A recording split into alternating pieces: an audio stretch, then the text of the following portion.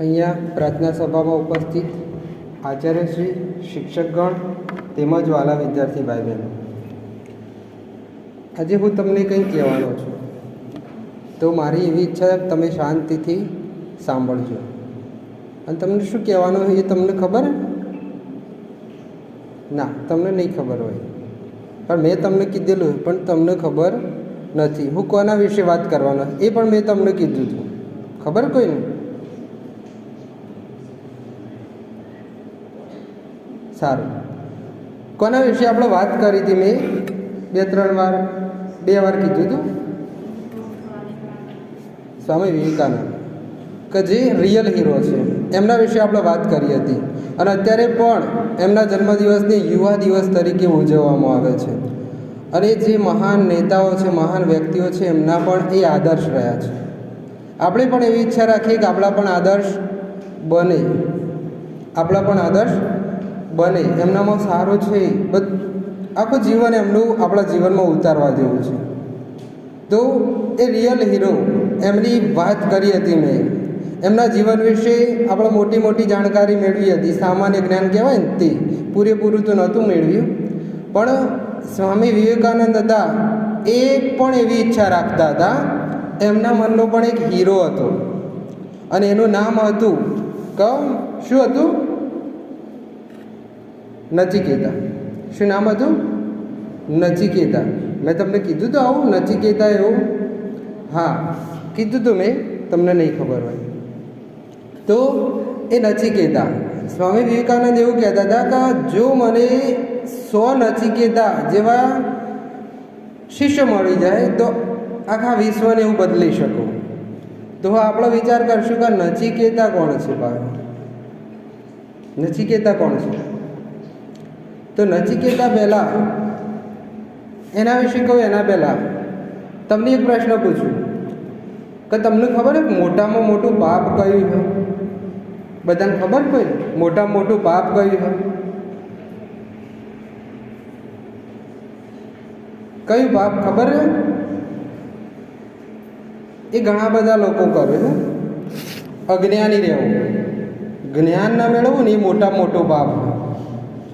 અને જ્ઞાન છે ને હંમેશા બધી જ જગ્યાએ મળતું હોય, અને જ્ઞાન બધી જ જગ્યાએ મળતું હોય, પણ અજ્ઞાની રહેવું ને એ મોટામાં મોટું પાપ છે. અને હવે જ્ઞાની કોને કહીશું? તો જ્ઞાની કોને કહીશું? કે જે હકીકત છે ને સમજે છે, બીજાઓ જોડે અન્યાય નથી કરતું, એ જ્ઞાની છે. પછી એને જ્ઞાન મેળવ્યું છે તેમ છતાં એ બીજાઓ જોડે અન્યાય કરે છે તો એ અજ્ઞાની જ છે. જેમ કે રાવણ કેટલો બધો જ્ઞાની હતો, કેટલું બધું ધન હતું, તેમ છતાં આપણે એને બ્રાહ્મણ પણ ના કહી શકીએ અને એને શાહુકાર પણ ના કહી શકીએ. કેમ? કે એ બીજાઓ જોડે અન્યાય કરતો હતો. તો બીજાઓ જોડે અન્યાય ના કરે એ જ્ઞાની કહેવાય. અને જ્ઞાની બ્રાહ્મણ એટલે જ્ઞાની, બરાબર? જ્ઞાની હોય બ્રાહ્મણ કહેવાય. જન્મથી કોઈ બ્રાહ્મણ કે એવું ના હોય, પણ જે જ્ઞાની છે એ બ્રાહ્મણ કહેવાય. તો ચલો આપણે નચિકેતાની વાત કરીએ. નચિકેતા એનો જન્મ થયો હતો એક બ્રાહ્મણ કુટુંબમાં થયો હતો, અને એના પિતાનું નામ હતું વ્રજશ્રવા. અને વ્રજશ્રવા હતા એ પણ ખૂબ જ જ્ઞાની હતા, અને એમને એક મોટામાં મોટો યજ્ઞ કર્યો હતો, વિશ્વજીત યજ્ઞ. અને એ યજ્ઞ કર્યો હતો તો એ યજ્ઞમાં એમને એવી જાહેરાત કરી હતી કે આ યજ્ઞ પૂરો થશે ને એટલે હું જે પણ આવ્યા હશે લોકોને સારામાં સારું દાન આપીશ, મારી જોડે જે મિલકત છે એમાંથી હું દાન કરીશ.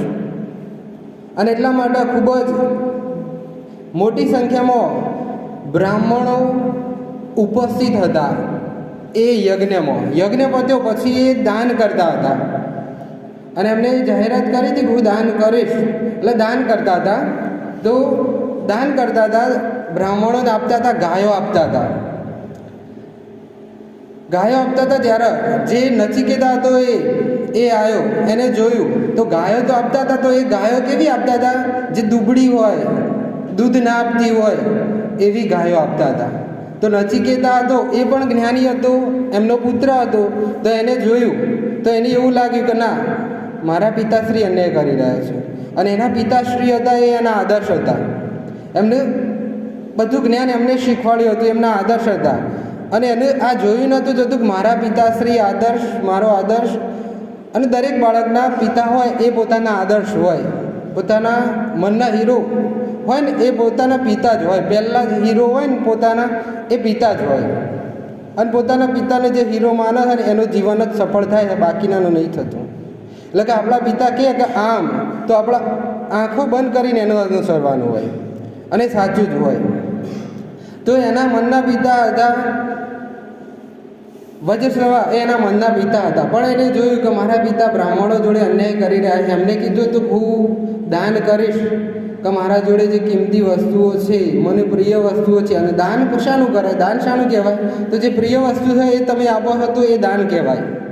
નહીંતર તમારી જોડે તમારા કામનું નહીં એ વસ્તુ તમે આપી દો છો તો એ દાન નથી થતું. તમે તે વસ્તુનો નિકાલ કરો, એનાથી છુટકારો મેળવો, એ દાન કહેવાય નહીં. એટલે એને કીધું કે પિતાશ્રી તમે આ બધી ગાયો છે, તો ગાયો છે પણ સારી ગાયો નથી આપતા, દુબળી પતળી જે દૂધ નથી આપતી એને આપો છો, એને તમે આપી દો છો. અને તમારી પ્રિયમાં પ્રિય વસ્તુ તમે દાનમાં આપવાના જ હશો. દાન આપવાની તમે જાહેરાત કરી છે એટલા માટે.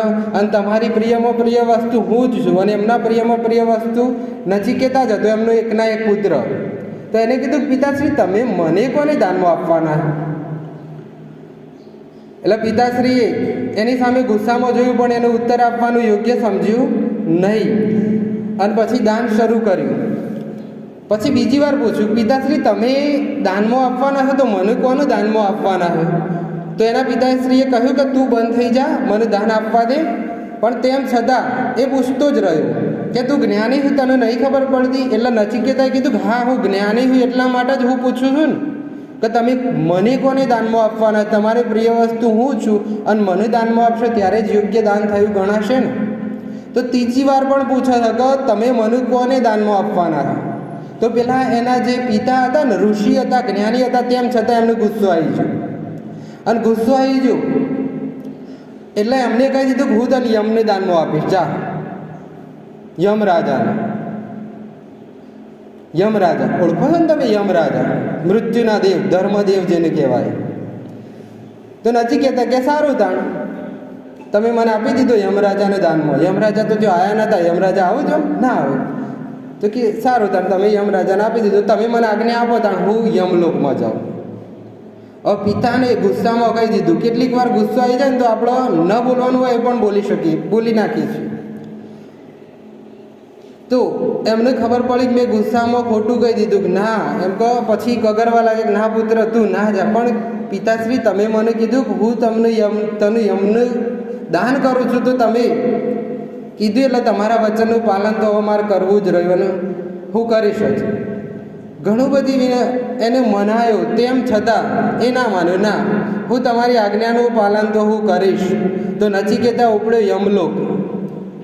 યમલોક. અને યમલોક જાય છે. તો યમલોક જાય છે અને એ લગભગ 3 દિવસ ચાલે છે ને ત્યારે યમલોકમાં પહોંચે છે. અને યમલોકમાં જાય છે ત્યાં જોવે છે તો 2 દ્વારપાળ હોય. આપણે ટીવીમાં ને એવામાં જોઈએ છે કે યમલોક કેવો હોય, એના દ્વારપાળ કેવા હોય. અને ત્યાં જઈને જોવે છે 2 દ્વારપાળ હોય. તો એ આ બાળકને જોઈને આશ્ચર્યચકિત થઈ જાય છે કે જીવિત બાળક અને એ પણ મોતના મોઢામાં ચાલ્યો આવે છે. તો એમને એને રોક્યો કે હે બાળક તું કેમ આવ્યો અહીંયા? તો એને કીધું કે મારે યમને મળવાનું છે. પણ એમણે કીધું યમને તો કોઈ ના મળી શકે, અને જીવતો જીતો કોઈ ના મળી શકે, મૃત્યુ પામે ને એ જ મળી શકે. અને યમ ઈચ્છે ને એ ન મળે, યમને કોઈ સામેથી કોઈ ના મળી શકે. પણ પેલો કે ના મારે તો યમને મળવાનું જ છે. તો પેલા એ પછી મનાયો, પણ તેમ છતાં ના માન્યો કે મારા પિતાએ આજ્ઞા કરી એટલે હું મળ્યા વગર એમને જઈશ નહીં. અને મારા પિતાએ મને યમને દાનમાં આપી દીધો એટલે હું એમના જોડે જ જઈશ. તો કે આ બાળક નહીં માનતું કે યમ તો અત્યારે અહીંયા છે નહીં, 3 દિવસે આવશે. 3 દિવસે આવશે. તો નચિકેતા કે સારું તાણ 3 દિવસે આવશે તો હું અહીંયા જ બેસું છું. તો 3 દિવસ એ યમલોકના દ્વારે ભૂખ્યો અને તરસ્યો ત્યાં બેસી રહ્યો. પછી યમરાજા આવ્યા 3 દિવસે. તો આયા તેમણે જોયું બાળકને અને એમને ખબર પડી કે આ તો 3 દિવસથી અહીંયા ભૂખ્યો ને તરસ્યો મને મળવા માટે બેસ્યો છે. તો એ પણ એના ઉપર પ્રસન્ન થઈ જાય કે આટલી બધી એકાગ્રતા પોતાના કાર્ય પ્રત્યે. તો એમને કીધું, પ્રસન્ન થઈ ગયા, એની આગતા સ્વાગતા કરે. આપણે પણ આપણા ઘરે મહેમાન આવે તો કેવી આગતા સ્વાગતા કરીએ છીએ ને, તો એમને પણ એની આગતા સ્વાગતા કરી. અને પહેલો જ માણસ એવો હતો જીવિત આવ્યો તેમના ત્યાં, નહીંતર કોઈ જીવિત આવતું નહોતું. અને આવતું નહોતું પણ એને લઈ જતા હતા યમરાજા. તો એમને આગતા સ્વાગતા કરી અને પછી એને કીધું કે તું અહીંયા આવ્યો છે તો હું તને 3 વરદાન આપીશ. કેટલા? 3 વરદાન આપીશ. તો નચિકેતા કે સારું, તમે મને 3 વરદાન આપજો. તો કી ચાલ, તને પહેલું વરદાન તું માગ. તો પહેલું વરદાન માગ. તો નચિકેતાએ કીધું કે મને પહેલું એ વરદાન આપો કે હું જ્યારે મારા ઘરે જાઉં ત્યારે મારા પિતા મને સ્વીકારી લે, મારા ઉપર ગુસ્સો ના કરે. એટલે એને એ તો નક્કી કરી દીધું. એ હોશિયાર હતો કે એ તો નક્કી કરી દીધું કે અહીંયા એને રહેવાનું નહીં, પાછું જવાનું છે એના પિતાના ઘેર. યમલોકમાં તો રહેવાનું નહીં. અને એને દાનમાં આપ્યું પણ પાછો જવાનો છે. તો યમરાજાએ કીધું સારું, તું જઈશ ત્યારે તારા પિતા તને સ્વીકારી લેશે અને એમ કે તારા ઉપર ગુસ્સો નહીં કરે. પછી કે બીજું વરદાન માંગે. તો કે બીજું વરદાન તો મને એવું આપો કે શું કરવાથી સ્વર્ગની પ્રાપ્તિ થાય? સ્વર્ગની પ્રાપ્તિ શું કરવાથી થાય? અને માનવ જીવનનું અંતિમ ધ્યેય શું હોય છે? મોક્ષ, સ્વર્ગની પ્રાપ્તિ હોય. તો એ મોટામાં મોટું જ્ઞાન છે કે સ્વર્ગની પ્રાપ્તિ કઈ રીતે થાય. તો યમરાજાએ એ પણ એનો શ્લોક શીખવાડે, વિધિ શીખવાડી. અને વિધિ શીખવાડી તો પેલાને તરત યાદ પણ રહી ગઈ. તો યમરાજા એના ઉપર તો ખૂબ જ પ્રસન્ન થયા કે તું તો ખૂબ જ જ્ઞાની છે, હવે ત્રીજું વરદાન પણ માગી લે. તો કે સારું, તાણ હું માગી જ લઉં. પછી કે ત્રીજું વરદાન એને ખબર હતી કે 2 આપે એટલે ત્રીજું તો આપશે જ. પણ યમરાજાને એવું નહોતું કે આ ત્રીજું વરદાન એવું માગશે ને કે હું નહીં આપી શકું. તો એને જાણવાની કોશિશ કરી મૃત્યુનું રહસ્ય શું છે, મૃત્યુ પછી શું થાય. તો યમરાજા તો ચકિત થઈ ગયા. મૃત્યુ પછી શું થાય? કે તાર બીજું માગવું હોય ને માગી લે.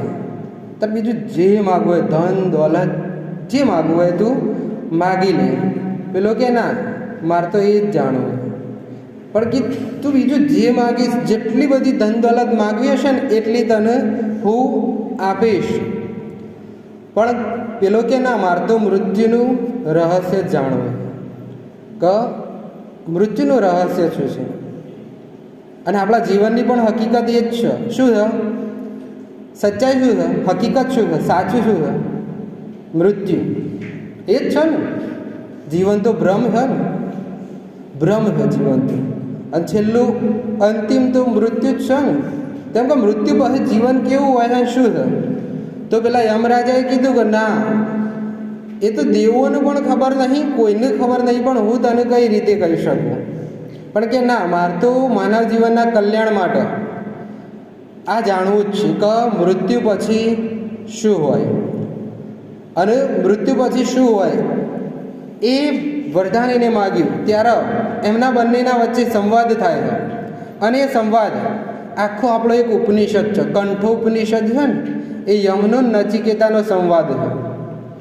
અને એને માનવ કલ્યાણ માટે એને ઘણું બધું જ્ઞાન મેળવ્યું. અને યમરાજાએ પછી કીધું કે એની તો મને પણ ખબર નથી, તેમ છતાં એ એમના જોડેથી મૃત્યુનું રહસ્ય જાણે જ છે, એન ક્રેન પ્રકારે. અને એવું એકવાર સ્વામી વિવેકાનંદ જોડે પણ થયું હતું કે સ્વામી વિવેકાનંદ જ્યારે એમને સંત બનવા તરફ જ્યાં એમના જે ગુરુ હતા એમના આશ્રમમાં ગયા ત્યારે એમના ઘરે પણ તકલીફ હતી. ખાવા દોણા પણ નહોતા ઘરે, એના માતા પિતા પણ તકલીફમાં હતા. ત્યારે એમને કીધું હતું સ્વામી વિવેકાનંદે કે તમે કાલિકા માતાને તમે ભક્ત છો. એમના ગુરુ કોણ હતા? રામકૃષ્ણ પરમહંસ. તો તમે એમ કે માતાજીને કહો કે મારા ઉપર કંઈ કૃપા કરે. તો રામકૃષ્ણ પરમહંસ હતા ને, એમને શું કીધું કે જા તું જાતે જ માગી લે ને કાળિકા માતા જોડેથી. તો સ્વામી વિવેકાનંદ એમના જોડે ગયા હતા, માતાજી જોડે. પણ એવું પોતાના માટે નહોતા માગી શક્યા, પણ એમને જે માગ્યું, જ્ઞાન માગ્યું, એ પણ સર્વના કલ્યાણ માટે. એમને ધન દોલત માગી જ શક્યા નહોતા.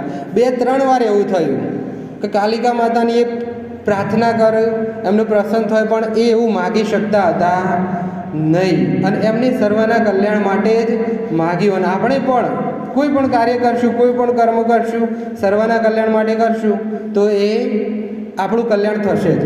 બધાના કલ્યાણ માટે જે માગશું ને એ આપણું કલ્યાણ થશે. પણ આપણે આપણા જ કલ્યાણ માટે માગશું ને તો આપણું કલ્યાણ થવાનું નથી. તો આપણે પણ એવા કાર્યો કરીએ, એવા કર્મો કરીએ અને નચિકેતા જેવા શિષ્ય બનવાની કોશિશ કરીએ કે જે પોતાના પિતાશ્રી, જે પોતાના જે ગુરુ છે, પિતાશ્રી છે, એમની આજ્ઞાનું પાલન કરે છે અને એમના એક એક શબ્દ જે પડે છે ને એ ઝીલે છે. તો આપણે પણ આપણા ગુરુઓની આજ્ઞાનું પાલન કરીએ, આપણા માતા પિતાનો આદર કરીએ અને આપણા વડીલોનો પણ આદર કરીએ અને જીવનમાં સારા કર્મો કરીએ અને સારા રસ્તો અપનાવીએ. બસ એટલું હશે.